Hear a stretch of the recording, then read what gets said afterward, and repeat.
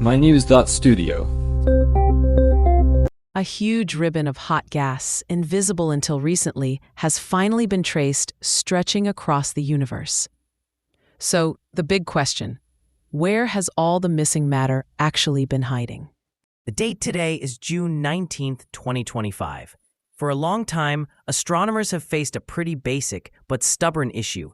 About half of the universe's ordinary matter was missing. Not the dark matter or dark energy, but the actual stuff that makes up stars, planets, us. The models said it should be out there, but telescopes just couldn't find it. Why was it so elusive?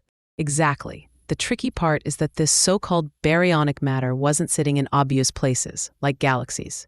Instead, it was thought to be spread out, incredibly thin, in the vast spaces between galaxies. But if something's so diffuse, how do you even begin to detect it?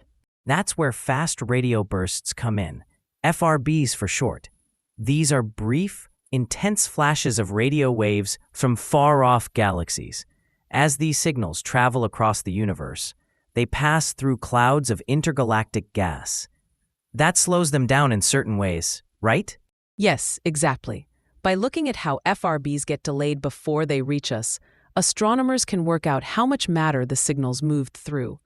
It's a bit like shining a flashlight through fog and measuring how the light gets scattered. The delay actually tells us about the density and spread of the otherwise invisible gas. And it's not only FRBs. X-ray telescopes have played a big role too. The XMM Newton and Suzaku observatories found a giant filament of hot gas, 23 million light-years long, that connects 4 galaxy clusters. That's about 10 times the mass of the Milky Way, just in one filament. The important part is that both approaches, FRBs and X-ray observations, came to the same conclusion. The missing matter isn't gone. It's hidden in the cosmic web, those vast filaments of gas linking galaxies. Computer simulations have suggested this for decades, but now we actually have direct evidence. So does this finally wrap up the missing baryon problem, or are there still things we don't know? For ordinary matter, the kind we're made of, this really does solve it. About 3/4 of it floats in those filaments between galaxies. The rest is mostly in stars and galaxies themselves. But this technique brings up new questions too. Like what? Well, could we use FRBs and X-rays to investigate dark matter or dark energy? Or find out what else might be hiding in those filaments? There's a lot we still don't know about what fills those spaces. That's a good point.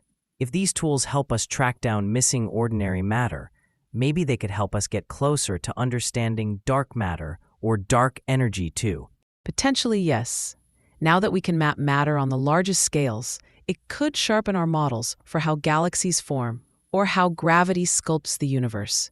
And it's a real example of different fields working together: radio astronomy, X-ray telescopes, theoretical physics.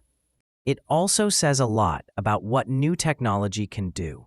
FRBs were only discovered back in 2007, and now they're being used almost like cosmic GPS. What do you think this means for scientists in the future? It shows that curiosity and creative problem-solving go a long way. We managed to solve a decades-old puzzle by combining new observations with long-standing questions. With the right tools and collaboration, even the biggest mysteries can be tackled.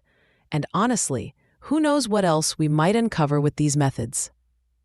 So just to sum up, half the universe's ordinary matter, missing for decades, is now mapped out in the cosmic web, thanks to FRBs and X-ray telescopes. It backs up our models and gives us new ways to explore even bigger questions. And it's a reminder that the universe still holds plenty of secrets, but with the right approach, we can keep finding them. Thanks for joining us as we explored where the universe's missing matter has been hiding. Thanks for listening. This episode was brought to you by mynews.studio. You can try it now for free.